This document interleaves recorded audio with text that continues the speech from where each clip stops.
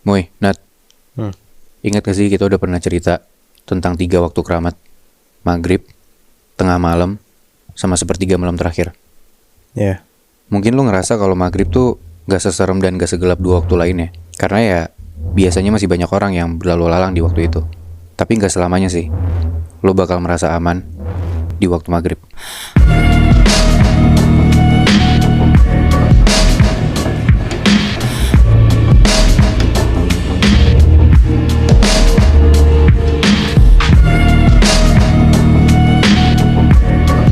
Cerita ini kejadiannya di tahun 1996, Nat, Moy.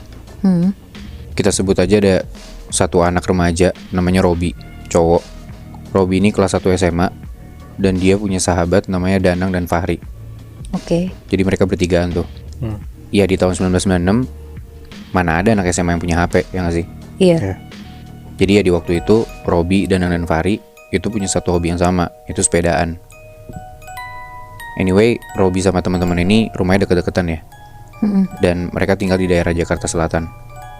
Jadi kalau lo bayangin dari rumahnya Robi, kalau dia mau ke rumahnya Danang dan Fahri, itu kayak ngelewatin tanjakan gitu, Nat, Moy. Dan di samping tanjakan itu ada pekuburan umum. Ini kejadiannya di hari Sabtu. Kayak yang tadi gue bilang, mereka bertiga tuh hobinya sepedaan. Dan mereka suka sepedaan siang menjelang sore gitu. Dan di hari itu Robi nyamper teman-temannya. Dia izin sama nyokapnya mau sepedaan. Tapi nyokapnya bilang baliknya jangan kemalaman. Kalau bisa sebelum maghrib tuh dari rumah. Dan jangan ngelewatin turunan yang biasa. Karena yang tadi gue bilang kan, ya lewatin tanjakan atau turunan gitulah. Buat Robi nyamperin rumah temennya. Nggak boleh lewat situ karena bakalan lewatin kuburan gitu maksudnya. Iya, sebenarnya biasa aja kan, karena emang Robi selalu lewat situ. Cuman di saat itu entah kenapa nyokapnya tuh punya firasat buruk, Nat, Moy. Terus Robi dengan santainya bilang, ya udah gede sih mah, kenapa sih? Biarin aja, aku juga gak takut gitu. Udah tuh dengan dia gak mikirin omongan nyokapnya, jam 3 sore dia nyamper lah ke rumah temennya. Si Robi ini ke rumah Danang dulu, habis itu ke rumah Fahri. Tapi ternyata nyampe di rumah Fahri, mereka bertiga malah nongkrong, gak jadi sepedaan. Mereka malah main game. Sampai akhirnya menjelang maghrib, Robi dan Danang ini balik. Di sore itu, abis dari rumah Fahri, ya jalan ke rumah Danang dong. Tapi entah kenapa, Robi tuh ngerasa kalau sepedanya tuh berat banget. Padahal ya jalanannya bukan jalanan yang nanjak gitu loh. Bahkan ya rada-rada agak turunan, karena kan kebalikan dari rumahnya Robi ke rumah teman-temannya kan. Udah tuh sampai ke rumah Danang, Robi gak muter balik. Padahal ya kayak disuruh nyokapnya, dia muter balik jangan lewat turunan gitu kan. Tapi ya si Robi tetap ngelewatin jalanan samping kuburan itu, karena dia ngerasa kalau gue muter ya makin jauh, capek gitu loh. Dengan kondisi udah mau maghrib, udah ada kayak salawatan-salawatan gitu sebelum maghrib. Tiba-tiba pas hampir sampai di kuburan, rantai sepeda Robi tuh putus. Dia turun dari sepeda, dia cek apa yang terjadi sama rantainya dia. Tapi ya dia gak bisa benerin, karena ya rantai udah putus, mau digimanain gitu kan. Ditenteng lah akhirnya sepedanya ini sama Robi. Jadi Robi ngelewatin kuburan itu dengan kondisi dia harus jalan kaki sambil nenteng sepeda. Ini ngelintasin kuburannya di sampingnya kan, Bi, bukan di tengah. Betul, Gitu kan? di sampingnya, di samping kuburannya. Oke. Dan di situ kayak yang gue bilang tadi, jalannya turunan gitu. Hari udah mulai gelap, dan entah kenapa kok Robi ngerasa kalau jalanan tuh sepi banget. Padahal biasanya ada aja orang yang lewat di waktu mau menjelang maghrib itu. Gue deskripsiin sedikit kuburannya ya, Nat, Moy. Iya. Jadi pekuburan umum ini tuh sebenarnya nggak terlalu gede, tapi di tengah pekuburan itu kayak ada satu batu besar yang bisa didudukin sama orang. Pas Robi jalan di samping pekuburan itu, entah kenapa Robi tuh nengok ke samping, ke sebelahnya, ke arah pekuburan, dan dia ngelihat ke arah batu besar itu. Dan Robi di situ ngelihat ada orang, ada kakek-kakek pakai baju serba hitam dan pakai topi petani. Jadi kayak perawakannya, badannya kayak kakek-kakek gitu, udah tua, tapi ya mukanya nggak kelihatan karena ketutupan topi. Ya penjaga kuburan kali ya. Bener tuh, Moy. Robi juga ngira kayak lu, yaitu tukang bersih-bersih kuburan mungkin kan. Tapi ya agak serem aja, udah gelap dan sepi. Robi ngerasa rada merinding ngelihat kayak gitu. Robi berusaha buat nggak mikirin itu. Akhirnya Robi ngadep depan. Tapi pas Robi ngelihat lagi ke arah batu itu, tiba-tiba Nat, Moy, yang dia lihat wujudnya udah bukan kakek-kakek lagi, tapi pocong. Anjing. Berubah gitu. Berubah, Moy. Di situ Robi langsung lari kenceng banget sambil susah-susah nenteng sepedanya, bener-bener lari kayak struggling banget kan. Sepeda lu nggak stabil, lu tergopoh-gopoh gitu, bener-bener panik kan. Tiba-tiba dengan dia nggak fokus apa yang ada depan dia, muncul di depan Robi ada orang dan dia kaget banget sampai dia nabrak orang ini. Robi rada kepental dan panik. Dan pas dilihat di depan dia, ternyata itu kakek-kakek yang tadi duduk di atas pekuburan itu, di atas batu itu. Di situ Robi mau kabur ke depan dia, tapi tiba-tiba Robi tuh tangannya ditahan sama si orang ini. Robi narik-narik tangannya, dia bener-bener nggak bisa. Dan di situ kondisinya kakek-kakek ini pakai topi kan, Moy, Nat. Terus kakek-kakek ini ngelepas topinya ke atas, dan ternyata muka kakek-kakek ini tuh udah berdarah-darah, matanya dua-duanya bolong, dan kulitnya pada kelupas. Aduh. Di situ Robi panik banget, dia teriak-teriak, dia beneran makin maksa buat kabur, dan akhirnya untungnya berhasil. Langsung tuh Robi lari kenceng banget ke rumah, sepedanya ditinggal di situ, dia udah nggak mikirin apa-apa lagi. Dia bener-bener lari, dia udah nggak kepikiran dia harus gimana, yang penting dia sampai ke rumah. Dan akhirnya Robi sampai di rumah dengan keadaan ngos-ngosan. Ditanya dong sama nyokapnya, kamu kenapa? Tapi Robi nggak bisa jawab, bener-bener dia nggak bisa ngomong apa-apa, panik sendiri, dan nafasnya tuh nggak teratur banget. Dikasih minum lah sama nyokapnya. Tapi abis dikasih minum pun, Robi ini kayak nggak menunjukkan kalau dia lebih baik dan lebih tenang gitu loh. Mukanya pucet banget, dan Robi ini kayak seakan-akan ngeliatin rumahnya dia ke arah atap, kayak dia tuh nggak tahu dia di mana gitu, Nat, Moy. Dia ngerasa resah banget ada di rumahnya sendiri. Dan Robi tuh kayak tiba-tiba ngerasa menggigil, padahal ya dia pakai baju gitu loh. Di situ ibunya juga mulai panik, tapi karena sebelumnya udah ada firasat buruk, ibunya tuh entah kenapa langsung mikir buat manggil ustadz, yang untungnya tetangga mereka tuh ustadz gitu loh.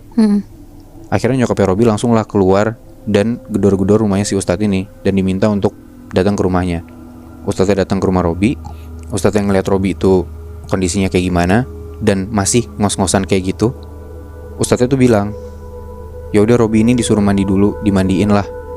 Nanti habis Isya saya balik lagi. Karena itu kondisinya udah maghrib lewat kan. Pas Robi mau mandi, bajunya dibuka nih, Nat, Moy. Dan tiba-tiba badannya Robi tuh bentol-bentol, kayak orang kudisan gitu loh. Itu dari atas sampai bawah, badannya dia bener-bener bentol banyak banget, merah-merah. Dan yang gak kena cuman muka, telapak tangan sama telapak kaki. Padahal sebelumnya ya Robi nggak nunjukin kalau dia punya penyakit kulit ataupun yang nggak ada gejala apa-apa gitu loh. Tiba-tiba aja. Singkat cerita, setelah udah Isya, ustadznya datang lagi tuh ke rumahnya Robi. Dikasih lihat lah, si Robi tuh kulitnya kayak gini gitu loh, bentol-bentol. Ustadznya langsung nyuruh buat ngasih gabah bekas padi. Tau gak sih lu gabah bekas padi? Enggak. Jadi kayak semacam, ya kalau lu bayangin kulit-kulit padi yang warnanya coklat gitu. Nah itu tuh suruh dicari, terus dibakar, habis itu didoain pakai air, terus diusapin ke badannya si Robi. Untungnya dapet, dan itu dilakuin semuanya. Ajaibnya, Nat, Moy, dalam waktu 2 jam bentolnya ini langsung hilang. Dan setelah itu Robi udah makin tenang. Dari yang tadinya ngos-ngosan selama berjam-jam itu, bener-bener dia gak bisa ngomong apa-apa, panik, resah, dan aneh banget keadaannya Robi. Tapi untungnya sekarang udah tenang, dia bisa ceritain tuh apa yang dia lihat.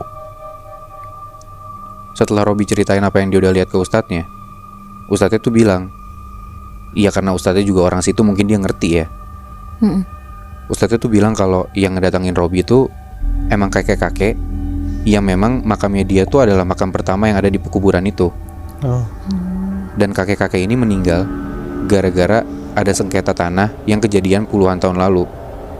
Gara-gara sengketa tanah itu, akhirnya ya banyak warga yang rusuh lah untuk ngerebutin si tanah ini. Dan gara-gara rusuh, akhirnya si kakek ini palanya kebacok, Nat, Moy. Jadilah dia meninggal di situ. Dan udah jadi rahasia umum sebenarnya kalau warga tuh jarang lewat situ habis maghrib. Apalagi kayak kalau ngelihat jalanan itu sepi, warga tuh biasanya muter balik, gak lewatin pekuburan itu. Mereka milih buat ya udah putar balik aja, cari jalan lain. Karena Robi bukan orang yang pertama buat ngelihat si sosok kakek-kakek ini. emang sebelumnya udah ada beberapa orang yang ngeliat juga. Tapi kadang-kadang orang ngeliat sosoknya tuh gak cuma kayak kakek, kadang nenek-nenek, kadang ya kayak Robi lihat pocong. Itu tapi bentuknya beda-beda. Beda-beda Muy. Tapi satu makhluk yang sama sebenarnya. Satu makhluk yang sama. Dan emang si kakek-kakek ini penunggu di sana gitu loh. Oh. Cuma beberapa tahun ke belakang, ya karena waktu berjalan juga kali ya, banyak orang yang makin gak percaya. Makanya suka ada yang ngelewatin pekuburan itu pas waktu maghrib. Dan pas banget kalau misalkan lewat sendiri kayak si Robi, pasti ditunjukin. Jadi ya tempat itu kayak yang gue bilang tadi, seakan-akan emang udah jadi tempatnya si kakek-kakek itu gitu loh. Dan kadang-kadang pun yang lewat situ suka gak permisi, makanya mereka ditampakin. Sampai sekarang tapi kuburannya masih ada, Bi? Setahu gue sih masih ada ya Muy. Cuman tapi gue udah diwanti-wanti banget sih sama temen gue buat gak bisa ngasih tahu spesifik daerahnya di mana ya. Oh. Tapi mungkin gue juga mikir, apa untuk pertama kalinya ini emang si Robi lewatin ini sendiri ya? Betul. Sebelum-sebelumnya gak pernah kan? Sebelum-sebelumnya gak pernah. Wah, apes banget sih. Dan makanya ya karena sebelum-sebelumnya dia pikir rame orang, ya mungkin sekarang juga rame, tapi ya apesnya di saat itu dia sendiri banget. Ya berarti kalau misalnya ada orang yang lewat sendiri, baru sosok itu ada. Betul. Tapi kalau misalnya lagi rame, dia pun gak nongol. Ya. Itu emang cuma makam satu orang doang, Bi? Bukan satu kuburan doang, Nat. Itu kayak pekuburan umum gitu loh.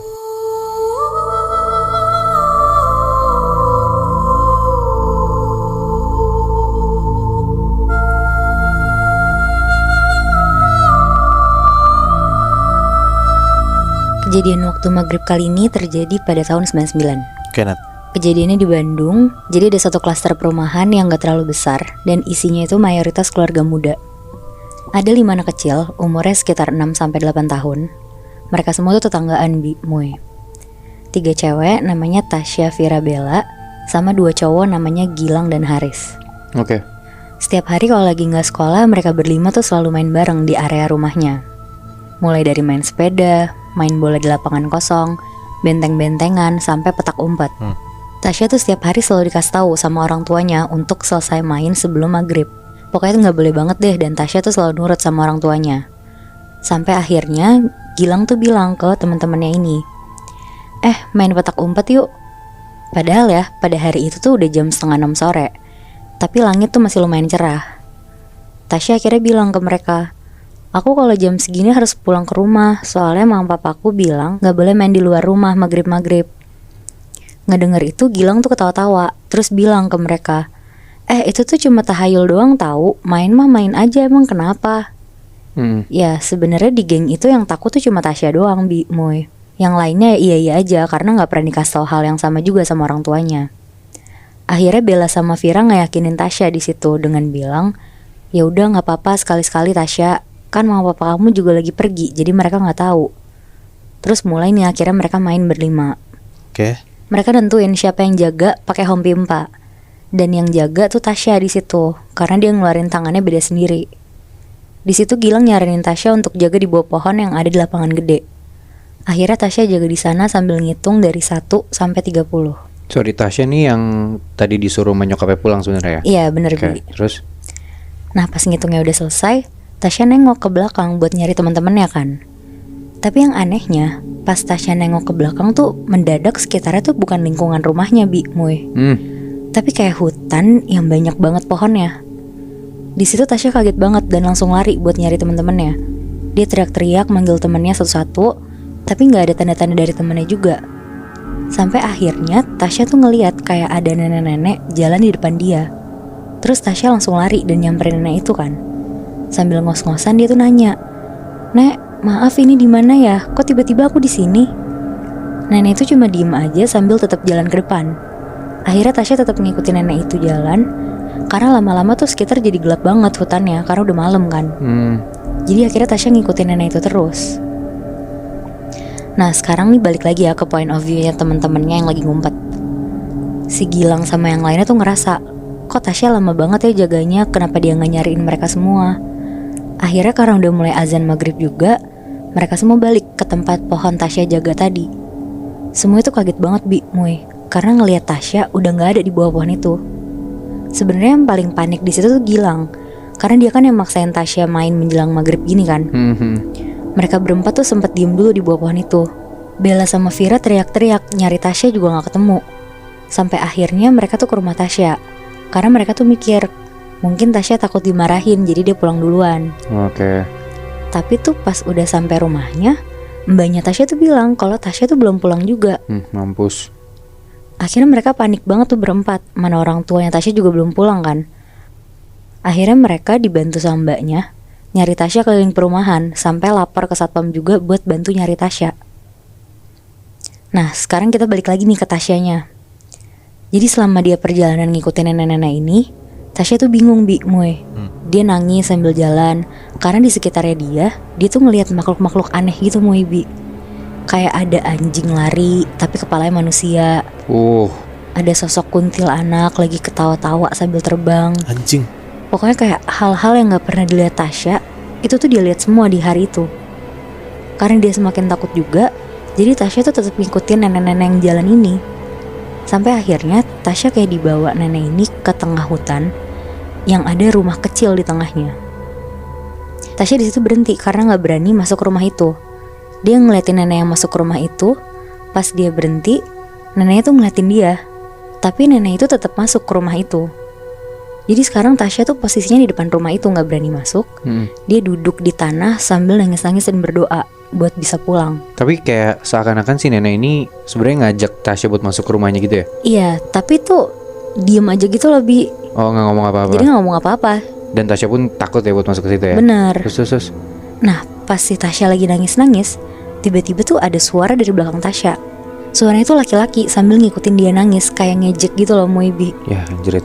Nah Tasya di situ langsung berdiri, terus dia lari buat ngetok rumah nenek-nenek itu.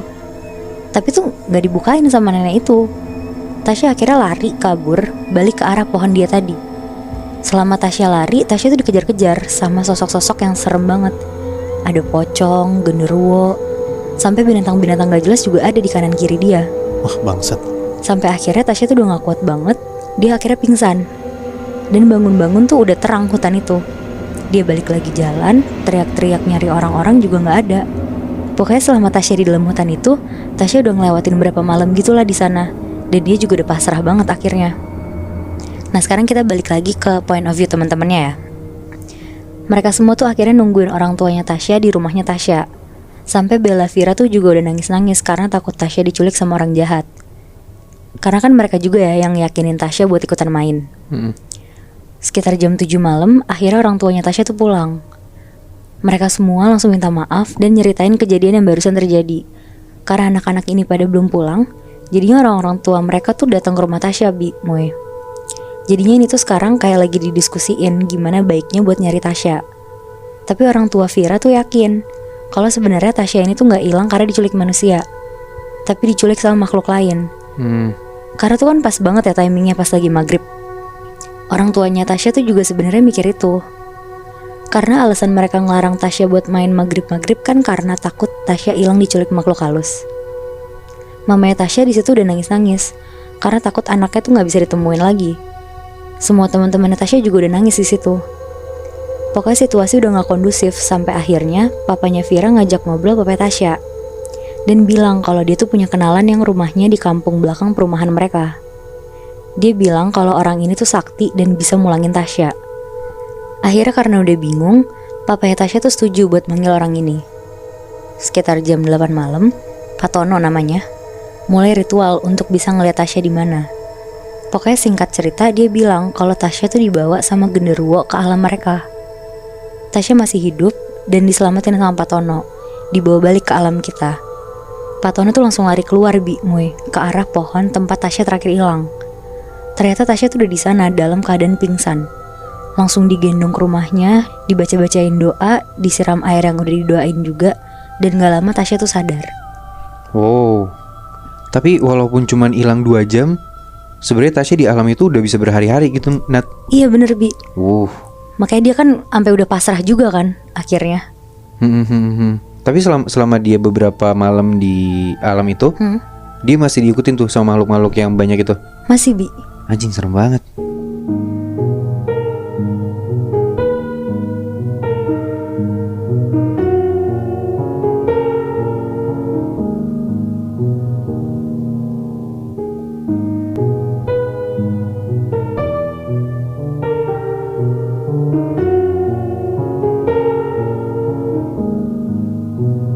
waktu maghrib emang jadi salah satu waktu yang paling banyak buat makhluk halus keluar atau nampakin dirinya kan.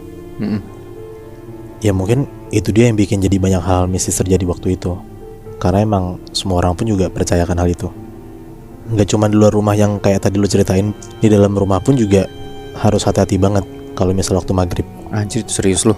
Iya, Walaupun lu di safe place lu gitu? iya. Karena ya itu, gue dapat cerita ada kejadian mistis di waktu maghrib, dan itu pun juga kejadian di rumah.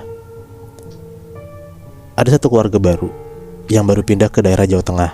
Mereka ini dari Jakarta, pindah ke daerah Jawa Tengah karena di situ bapaknya pindah tugas kerja. Makanya satu keluarga tuh pada ngikut semua ke sana. Di daerah ini mereka ngontrak di satu rumah yang lumayan gede, dan rumah ini udah lumayan lama lah kosongnya. Oke. Satu keluarga itu isinya ada bapak, ada ibunya, dan 3 orang anak. Anak yang pertama namanya Jesse, umur 15 tahun, SMA-an. Yang kedua namanya Andre, SMP, umur 12 tahun. Dan yang paling kecil tuh Tata, umur 9 tahun. Oke, berarti cewek cowok cewek ya? Ya, mereka pindah ke rumah ini September tahun 2005. Dan mereka pindah di November 2005. Oke. Jadi cuma 2 bulan. Wow. Karena selama 2 bulan itu mereka diganggu sama makhluk halus dan selalu di waktu maghrib. Jadi si bapak ini selalu kerja Senin sampai Jumat dari pagi sampai malam Nat. Ibunya pun juga selalu nganter jemput anak kedua dan ketiganya sekolah naik mobil. Dan anak pertamanya, si Jesse ini selalu pulang sekolah sendiri. Pertama, karena udah SMA. Dan kedua karena jarak sekolah dia dan ke rumahnya pun juga gak jauh-jauh amat.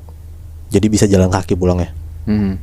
Hari pertama banget Jesse sekolah di September 2005 itu, dia pulang sekolah sekitar jam 5 sore karena dia diajak main dulu, diajak nongkrong sama teman-teman sekolah barunya, baru pulang. Jesse udah sampai rumah, ternyata yang lain belum di rumah. Jesse nanya ibunya, pada kemana? Ibunya bilang ternyata dia ngajak Andre dan Tata habis jemput mereka sekolah, makan dulu dan jalan ke mall. Makanya pulangnya hampir habis maghrib. Tahu kabar pada pulang lama, Jesse sampai rumah tuh langsung bersih-bersih sebentar buat ngebantuin ibunya. Habis itu sekitar jam 5:30, dia selesai semuanya, dia nonton tuh di ruang tengah sendirian. Jadi bentuk rumahnya tuh kayak rumah tua gitu Nat, yang kayak gede tapi lempang aja ke belakang gitu, kebayang nggak? Oke. Tapi udah tembok kan, bukan? Udah tembok. Oke. Jadi kayak ruangan tengah itu rada gede. Gitu kan? Nggak banyak sekat gitu ya? Iya, nggak banyak sekat, bener. Oke. Nah pas 5:30 Jesse lagi fokus nonton, dia tuh tiba-tiba nyium bau nyengat banget dari arah dapur rumahnya. Nah jadi dapur rumahnya itu posisinya ada di belakang, di ruangan yang berbeda sama ruang tengah yang Jesse lagi nonton. Ada sekatnya nih berarti? Ada sekatnya. Oke. Jadi kayak Jesse itu harus jalan ke belakang dan masuk ke ruangan dapur ini kalau misalnya mau ngecek ada sesuatu. Pas dia lagi jalan ke ruang dapur, bener aja dia nyium kayak ada bau busuk dari lemari-lemari bawah yang ada di dapur itu Nat. Dia mau buka tuh lemari bawah buat ngecek. Sebenarnya dia takut tuh ada bangkai tikus atau apa, tapi kalau didiemin tuh baunya makin nyengat gitu loh. Akhirnya dia bawa semprotan nyamuk sekalian buka lemarinya, biar kalau misalnya beneran ada tikus langsung nyemprot gitu Nat. Pas Jesse buka lemari bawah dapur itu, dia ngeliat ternyata di dalam lemari dapur itu ada kayak lubang gitu Nat, yang nggak tahu ujungnya di mana. Oh, lubangnya gede. Jadi kayak orang bisa masuk ke dalam lubang itu. Nah, lubang itu tuh ditutupin triplek dan dia tuh nggak bisa ngecek juga sih sedalam apa dan satu badan tuh bisa masuk atau enggak. Oke. Tapi intinya tuh udah hampir lumayan gede lah. Dan pas dia nyium, ternyata sumber baunya dari situ, dari lubang itu. Jujur dia takut banget. Jadi dia tuh langsung nyemprot tuh lubangnya pakai si semprotan nyamuk itu. Habis itu ditutup buru-buru. Udahlah sejam kemudian, akhirnya pada nyampe rumah dan bau itu hilang. Gak ada hal-hal aneh. Nah beberapa minggu kemudian, hampir sebulanan lebih lah, pas weekend, orang tua mereka tuh mau pergi sendiri. Kasarannya kayak mau throwback gitu loh, mereka mau pacaran berdua. Jadi Jesse, Andre sama Tata disuruh tinggal di rumah. Dititipin lah nih adik-adiknya ke Jesse, karena paling gede kan dia. Sekitar jam 4-an orang tuanya Jesse pergi. Adik-adiknya tuh pada sibuk masing-masing di kamarnya. Nah si Jesse ini lagi-lagi nontonnya sendiri di ruang tengah. Sekitar jam 5:30, tiba-tiba adik terakhirnya Jesse, si Tata ini teriak dari arah dapur. Kaget lah si Jesse karena dia taunya Tata tuh ada di kamar.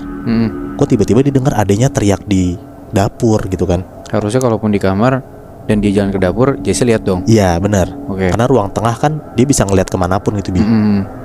Langsung nih si Jesse lari ke arah dapur buat nyamperin Tata, nyamperin adiknya. Tata ngeliat Jesse langsung ngomong tuh, "Kak Jess, aku lihat ada tangan keriput keluar dari lemari." Lemarinya itu lemari yang dia ngeliat yang waktu itu Bi, yang ada lubangnya. Oh, yang Jesse lihat waktu itu. Iya. Oh. Ditanyalah sama Jesse, tangannya kemana? Tata bilang tiba-tiba tangannya tuh masuk sendiri ke dalam lemari dan nutup lemarinya. Di situ tuh Jesse bener-bener takut banget Bi, Nat. Dia mikir fix banget ini tuh ada sesuatu di lemari ini karena waktu itu dia pernah nyium bau nyengat dan ada lubang. Dia beraniin diri berdua sama Tata buat buka lemarinya dan dia ngegeser tripleknya. Pas digeser, dari dalam lubang itu tuh kecium bau menyan-nyengat banget Bi, Nat. Waktu itu kan dia pernah nyium bau busuk kan, tapi sekarang dia nyium bau menyan. Kayak kasaran tuh dari dalam lubang tuh ada kayak yang bakar menyan gitu lah. Si Jesse ngambil senter, habis itu langsung diarahin tuh ke lubangnya buat diterangin. Dia arahin senter dan lihat ke dalam. Ternyata Bi, Nat, di dalam lubang itu ada kepala kambing. Wow. Kepala kambing tuh ada asapnya. Dan itu yang nyebabin bau menyan itu dari sana. Hah? Ada asapnya? Ada asapnya. Anjir, gimana caranya? Nah di situ tuh Jesse shock banget Bi. Dia juga nggak tahu kenapa tiba-tiba kayak gitu. Dia langsung tuh buru-buru nutup lemarinya dan nelpon orang tuanya buat balik. Jesse nggak sempet cerita banyak di telepon karena dia udah deg-degan. Dia udah panik banget ada hal aneh di rumahnya. Iya. Karena kalau misalkan kepala kambing ada asapnya berarti ya baru dong. Gak lama. Iya. Tapi gue nggak tahu kenapa tiba-tiba ya Jesse ngeliat kayak gitu. Sambil nunggu orang tuanya balik, si Jesse sama Tata nih nungguin di ruang tengah sambil nonton. Sampai 10 menitan, akhirnya mereka sadar si Andre ini dari kamarnya nggak ada suara sama sekali. Oh. Dipanggil-panggil lah sama Jesse sama Tata, nggak nyaut sama sekali si Andre ini. Nah si Andre ini kamarnya di lantai 2, dia doang di lantai 2 Bi, Nat. Mereka berdua naik ke lantai 2, kamarnya Andre. Pas mereka buka pintu kamar Andre, ternyata kamarnya dikunci. Digedor-gedor, dipanggil-panggil nggak nyaut sama sekali. Di situ tuh posisinya Jesse panik banget karena di rumah ini cuman mereka berdua doang cewek berarti sama Tata. Iya. Andre adik yang kedua ini nggak ada kabarnya di dalam kamar. Jadi si Jesse sama Tata nungguin orang tua itu sampai datang lah gitu, berdiri di depan kamarnya Andre. Berdiri duduk karena mereka gelisah gitu lebih.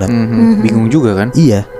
Sampai akhirnya setengah jam kemudian orang tua Jesse datang. Bapak itu langsung gedor-gedor pintunya Andre, nggak dijawab. Saya pada akhirnya bapaknya nih ngedobrak pintu kamar Andre Nat. Dan akhirnya kebuka. Di situ mereka semua ngelihat Andre tuh lagi kayak terbaring kaku. Dan mereka ngelihat tangannya Andre dipegang sama kakek-kakek tua yang mukanya udah hancur Nat. Oh shit. Nah jadi posisinya kakek ini nih berdiri di atas Andre persis. Dan tangannya Andre tuh dipegang Dua-duanya Anjrit. Dan kayaknya kakek-kakek ini adalah kakek yang Tata lihat ada tangan di lemari itu loh. Oh. Karena keriput juga tangannya. Walau keluarga mereka gak kuat-kuat banget agamanya, tapi kayak mereka semua tuh berusaha buat berdoa dan bikin Andre sembuh dengan doa yang mereka bisa aja. Sampai akhirnya di waktu Isya, tiba-tiba kakek itu hilang dan badannya Andre itu udah gak kaku lagi.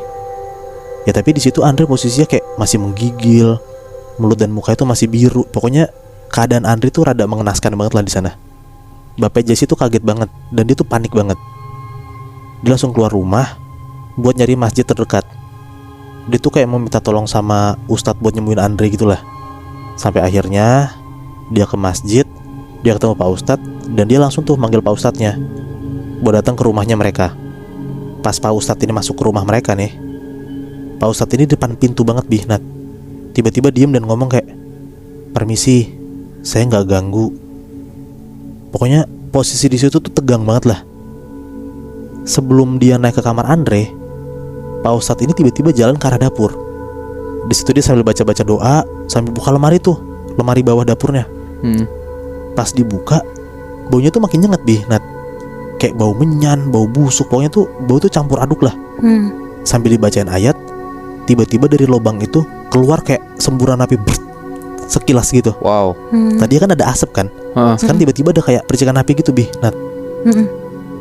Di situ satu rumah nggak ada yang masuk ke ruang dapur kecuali Pak Ustadznya. Jadi tuh satu keluarga nunggu di ruang tengah lah. Hampir setengah jam Pak Ustadz itu akhirnya keluar dari dapur dan dia jalan ke ruang tengah. Bapaknya Jesse tuh ngeliat tasbih Pak Ustadz yang dia pegang itu putus Nat. Nggak tahu kenapa dan gimana ceritanya, pokoknya putus aja tasbihnya. Udah di ruang tengah, Pak Ustadz ini langsung naik lah ke kamar Andre dan doain Andre. Akhirnya singkat cerita, Andre udah sadar dan keadaan Andre itu udah jauh lebih mendingan dibanding sebelumnya. Udah nggak kaku, mulutnya udah nggak biru, tangan udah nggak biru, pokoknya udah normal tapi masih lemes aja lah Andre ini. Di situ bapaknya Jesse nanya ke Pak Ustadz ini, sebenarnya di rumah ini ada apa gitu loh, bisa sampai sekeos itu. Apalagi sampai gangguin anak-anaknya kan, ya bapak ibu ya takut lah. Nah ternyata Nat, Pak Ustadz ini juga nggak yakin ini pemilik sebelumnya tahu atau enggak soal ini. Pokoknya rumah ini kan udah kosong lama yang tadi gue bilang. Katanya rumah ini waktu pas kosong dipakai buat ritual-ritual sama sekelompok orang gitu. Dan lobang itu emang jadi lobang buat ngasih dalam tanda kutip sesajen atau seserahan buat setannya, buat penunggunya. Makanya Jesse ngeliat sampai ada kepala kambing, ada bau menyan segala macem. Ya karena lobang itu yang jadi tempat mereka naruh sesajen lebih. Pantes. Dan penunggu terkuat di rumah itu adalah kakek yang mereka ngeliat semua. Dia tuh emang tenaganya, kasarannya lah, kuat banget di saat waktu maghrib. Karena dulu orang-orang yang ikut ritual ini tuh selalu ngelakuin ritualnya di waktu maghrib. Makanya rumah itu jadi serem dan chaos banget ya cuma di waktu maghrib aja. Pas tengah malam, sepertiga malam, ya nggak ada hal aneh. Wow, berarti si Pak Ustadz ini emang udah tahu dong kalau rumah itu sebenarnya rumah yang dipakai buat ritual gitu. Apa emang udah rahasia umum, Wei? Nah, setahu gue tuh emang yang tahu-tahu aja setelah kejadian itu, Pak Ustadz ini kayak punya vision gitu loh, punya bayangan. Gila juga sih. Untungnya cepet diambil tindakan ya. Kalau misalnya mereka nggak tahu apa yang ada kejadian di rumah itu waktu itu, bisa jadi lebih parah nggak sih? Ya bisa jadi sih Nat. Gue juga mikir kayak gitu. Gila, gue masih gak kebayang sih. Bahkan di rumah lu sendiri aja, lu tuh gak aman dari gangguan makhluk-makhluk halus gitu loh, Wei. Iya. Tapi gue pernah denger sih, waktu maghrib tuh emang transisi di mana dimensi kita sama dimensi gaib tuh kebuka. Jadi kayak makhluk-makhluk halus tuh bisa bersentuhan sama kita di waktu maghrib itu. Rentan banget gitu loh. Nah, apa mungkin waktu maghrib tuh lebih serem daripada tengah malam dan sepertiga malam terakhir?